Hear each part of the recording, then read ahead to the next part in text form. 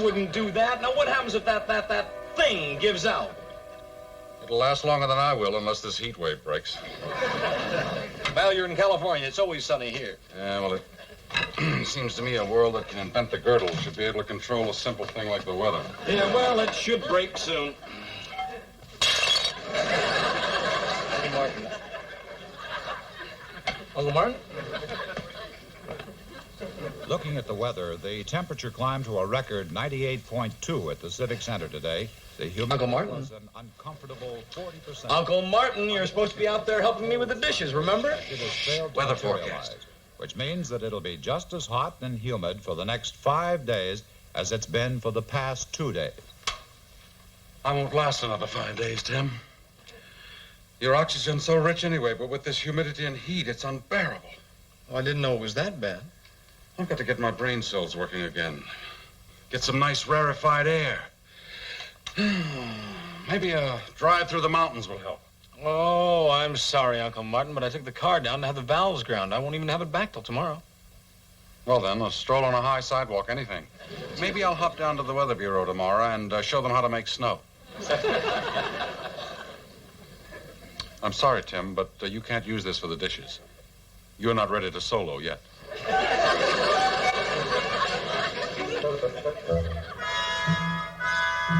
Darn mind-reading Martian.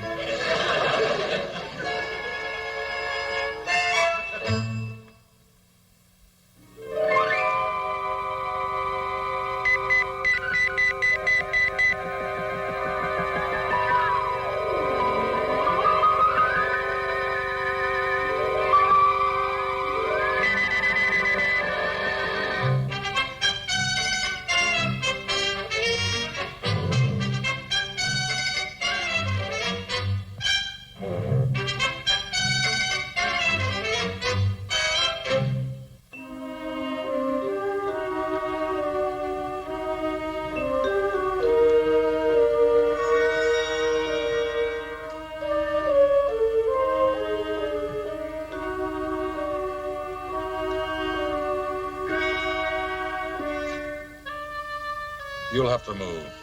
I don't have strength enough to walk around.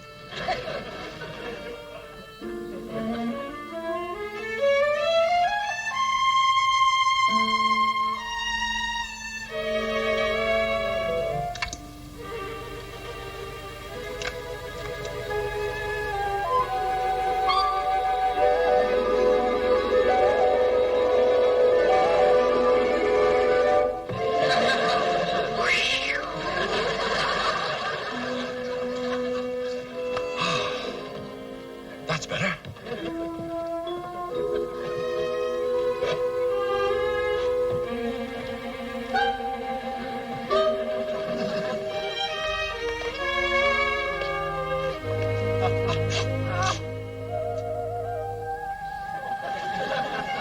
Look! He's gonna jump! I'll call the police!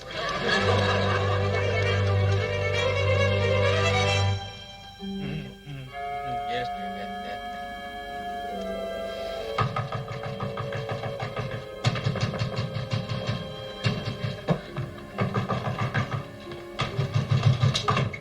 Oh, Tim, your phone's been off the hook and Mr. Burns has been trying to reach you all night. Now, let me see if I can remember what he said. Something about your getting right down to the Howell Tool Company. There's something very big going on. Well, anyway, whatever it was, Mr. Burns sounded terribly excited. Oh, all right, Mrs. Brown. I'll go down right away. Thank you very much. Car keys. Car keys. Car keys. No car keys. No car. Mrs. Brown! Miss Brown!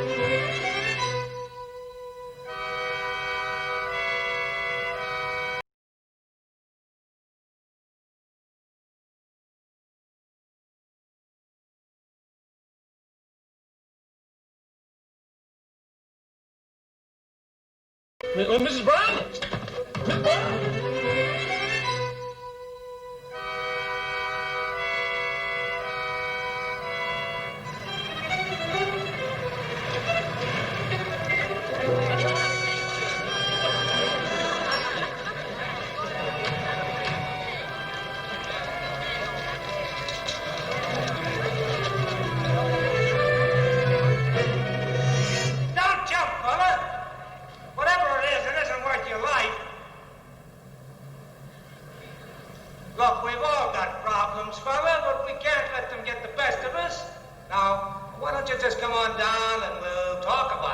cup of coffee and a donut. I don't want a donut. I want to be left alone. Tell him to get the nets ready. Everything always looks a lot better in the morning, buddy. Don't you see how silly it is to jump? I don't want to jump. That's the ticket. Now, just watch yourself coming down. I don't want to come down. I want to be left alone. Now go away. I always get this kind.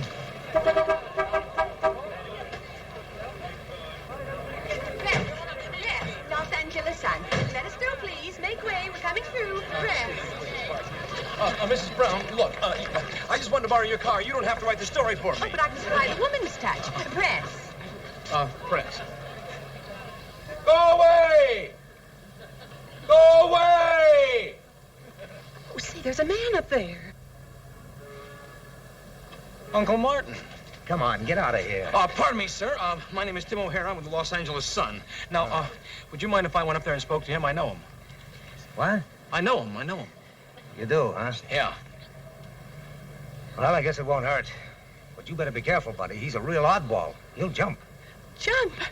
Thank you very much, sir. Would you mind? Hey, wait a minute.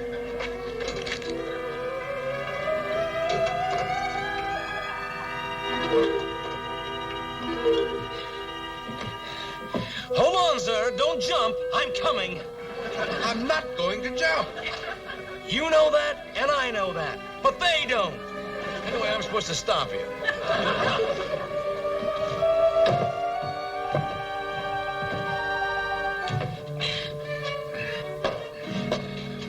Well, what are you doing up here? Getting some rarefied air. Well, since it's getting so crowded up here, I guess I'll disappear. I'll meet you back at the apartment. What? Meet you back at the apartment. Oh, no, we can't do that. No, Mrs. Brown saw you up here. And anyway, how am I going to explain where you went?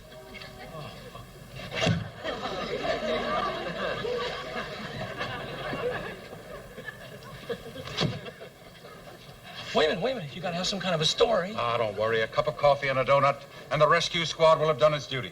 Now, come on. We'll be back in the apartment in half an hour.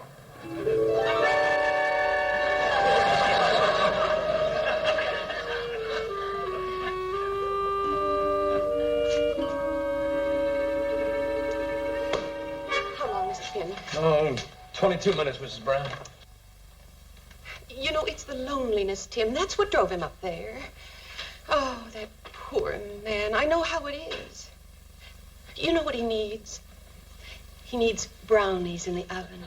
His shirts pressed with loving care. Someone to look after him. No, well, he doesn't need anyone to look after him, Mrs. Brown. All he really needs is air. Oh, I'll give him that, too. May I see my uncle now? Well, Mrs. Brown, I'll tell Uncle Martin that you're here, and I'm sure that will make him very happy. Oh, tell him I'll bake him some brownies tomorrow.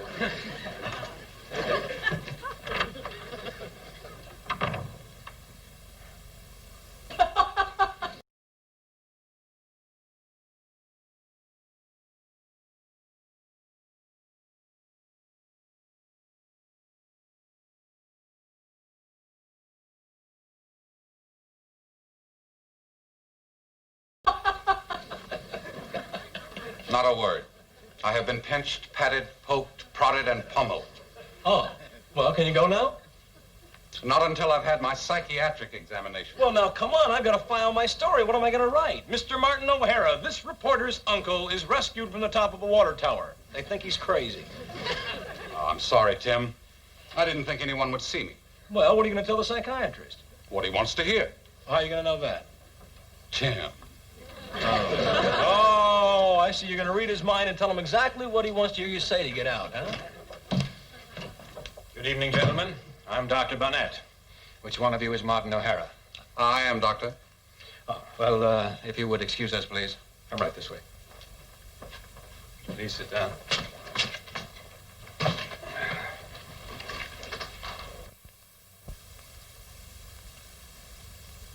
Burnt toast. What was that? Nothing, Doctor. Oh, Okay, well, I'll see you soon, Uncle Martin. Now, I'm not here to judge or punish you, Mr. O'Hara. I'm here to listen and help, if I can. New hat. I beg your pardon. Oh, I was just trying to collect your thoughts. My thoughts. Go right ahead, Mr. O'Hara. Take all the time you need.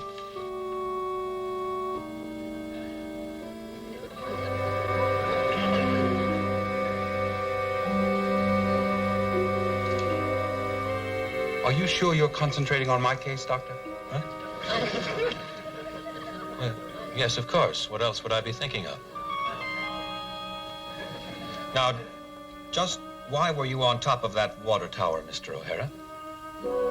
Well, mailman. Well, you see, I'm a building inspector, and I saw this water tower, and it seemed that it was canted about 14 degrees to the right. In the interest of safety, I decided to check the structure. Then the police came, and, well, here I am. The whole thing just ballooned out of all proportion. As an intelligent man, I can see that you can see that.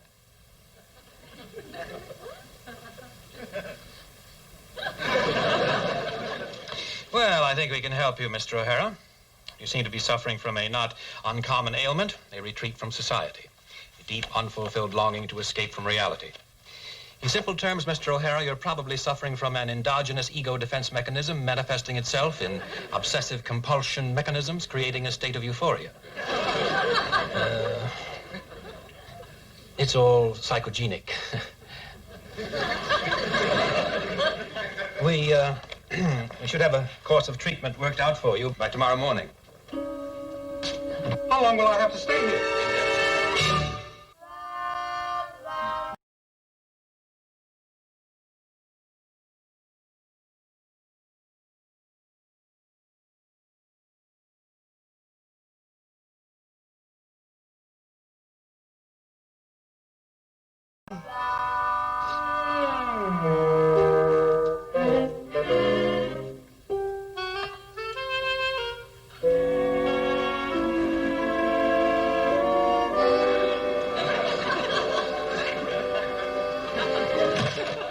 Martin, you can't just disappear from your room like that.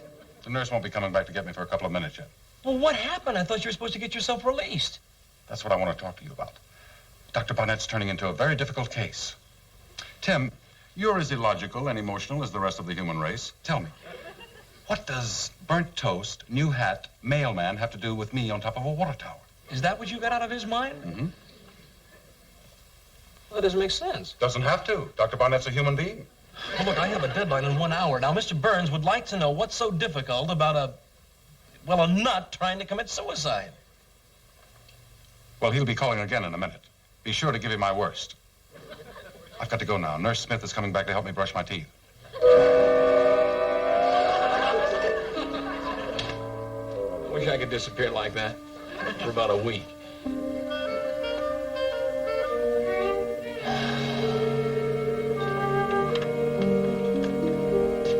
Is your uncle in there yet? No, he's out brushing his teeth. Yes, Mr. Burns. No, there's nothing new, Mr. Burns. Yes, I know I'm a reporter, Mr. Burns. Yes, I'd like to keep my job, Mr. Burns. Hello? Mr. Burns? No, there's nothing new, Mr. Burns. Yes, I know I'm a reporter, Mr. Burns.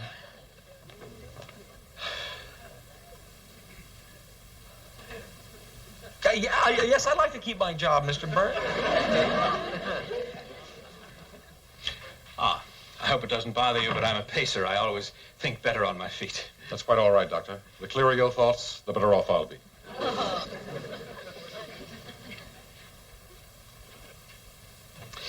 How did you feel when you suddenly found yourself on top of that water tower?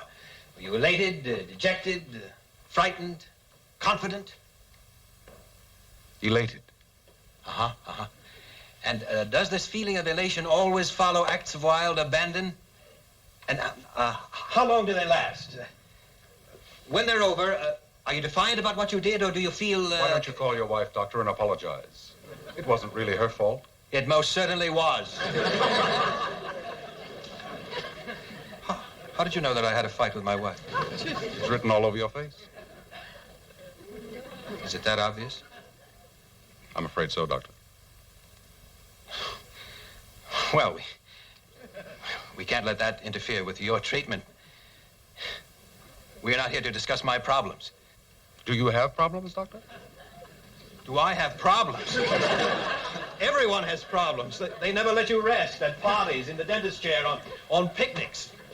And have you ever noticed, it's never their problem. They're always asking for some friend. Even the mailman has a problem. I'm not sure what it is yet, but I'll find it. I've been watching him lately. Demands all the time, demands. There just doesn't seem to be any time to rest anymore. Too many problems. I'm not making any demands, Doctor. Come over here a minute, Doctor. Why don't you take a second right now to relax, Doctor? Look at that view. You can see the whole city from here, and the mountains. Beautiful. You know, you're a very perceptive man, Mr. O'Hara. Thank you, Doctor. I'm just trying to understand the human race.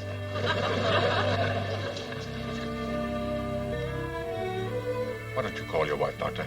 You'll feel a lot better.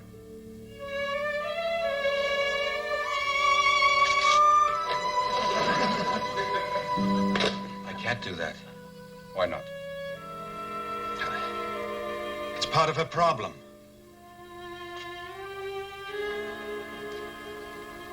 She's constantly doing things to get me angry just so that I will feel bad afterwards and apologize. Oh, I can't believe that. No, but it's true, it's true. Why else does she burn the toast every morning? Maybe she just can't make toast. Yes, but why can't she make toast? There's got to be a reason for everything. Nothing just happens. Maybe it's an accident. There's no such thing as an accident. Accidents are caused by unconscious drives. Just the other day, she went out and bought a new hat. Now, she says it's because she liked the style, but there's another, deeper reason. Am I boring you? No. I'm very interested. I'm grateful for your time, Mr. O'Hara. I really don't have anyone to talk to. When did all this first start? Oh, about a year ago. Before that, everything was fine. Helen was always so much fun. The house used to be so busy all the time, and both the children there. Now, with Pat married and living in Michigan, and Ronnie in the Navy. Well, it's hard after 22 years of being a parent to suddenly realize that you're all alone. And I guess Helen just couldn't adjust. Then I got tied up here working 18 hours a day. I had to, of course, but Helen didn't understand. She always used to. But for some reason, she changed. Little things at first. But I could tell. Oh, here you are, Martin. I brought you brownies. Well, what in the world's going on here? It looks like...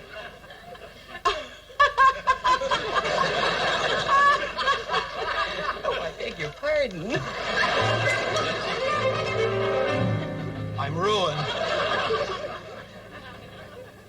12 years of schooling, 28 years of being a doctor, and in 5 seconds I'm ruined. She'll go and spread that all over the hospital. I'll be a laughingstock. Now, don't, Mr. O'Hara, need I remind you that I am the doctor and you are the patient? Don't give up now, Doctor. We're so close. Mrs. Brown, Is everything all right, Doctor? Doctor? Well, what happened now?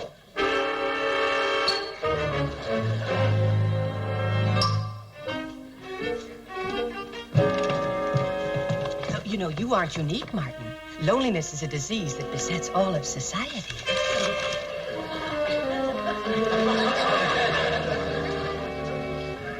Well, look, he's as normal. Well, he's more normal than a lot of people I've met.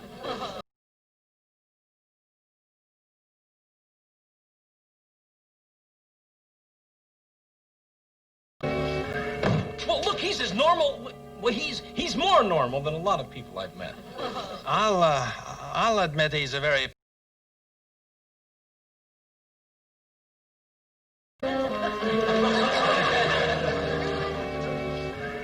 Well, look, he's as normal. Well, he's more normal than a lot of people I've met.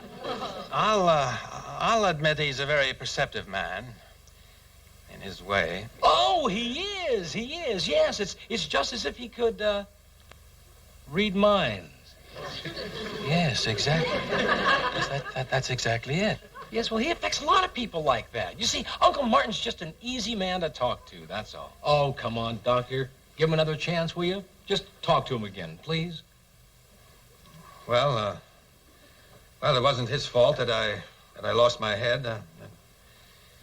Well, all right, Mr. O'Hara. All right, I'll try again. Oh, thanks, Doctor. Now you find out just how normal he really is. Hiding from teeny little drafts, afraid you'll get a simple thing like a cold. Now, it's just a sign of your unhappiness, Martin. You know, you're constantly doing strange things. Why, from the first moment you moved in, I knew you were strange. Somebody's been lying to me. Doctor, allow me to Never explain mind. this. You've confused me enough already. From now on, we'll start with the facts. All the way back to the day you were born, if need be. You two excuse us? Oh, yes, goodbye. Have fun.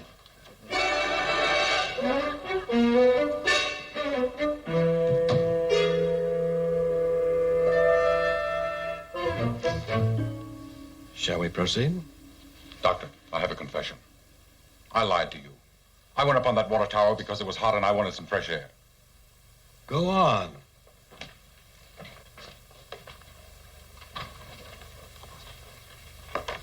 Go on. That's all. That can't be all. It is. The higher you go, the cooler it gets. And it worked. I felt great. Why didn't you tell me this in the first place? I was afraid you wouldn't believe me. Everybody likes complex answers these days. They want to know what kind of flour, how much rain, what brand of fertilizer. Oh, I've been guilty of it myself.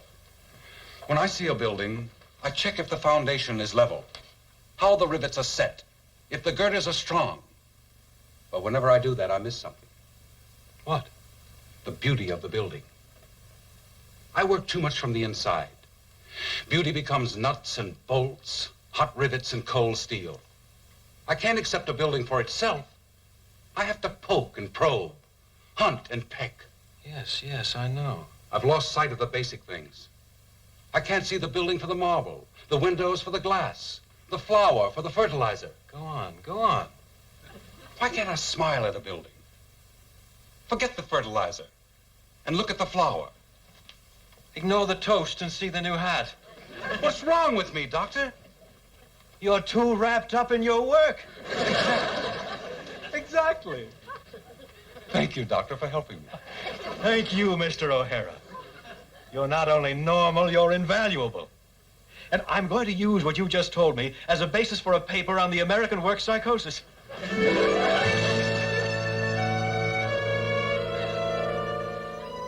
But first, I'm going on an extended vacation. Sort of a second honeymoon. It's just what the world needs, Doctor. More second honeymoons. Give this to the nurse and you'll get your personal effects back. Thank you, Doctor. Bon voyage.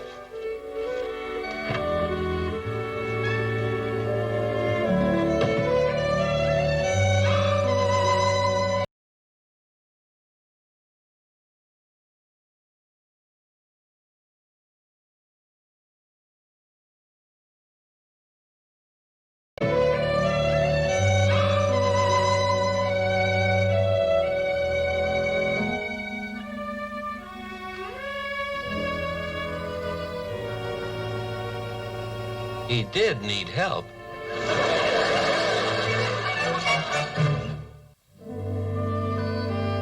Dr. Harvey Burnett announced that he will undertake a research project on the American work psychosis based on the previous experiments and observations of Mr. Martin O'Hara.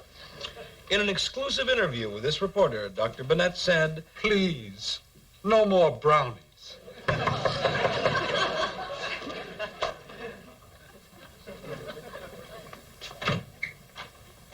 Hello, dear. I just had a few of these left over, and it seemed Seemed a shame to let them go to waste. Uncle Martin, look what Mrs. Brown brought to us. Uncle Martin? Oh, come on now. That's not fair. You've got to share. Uncle Martin?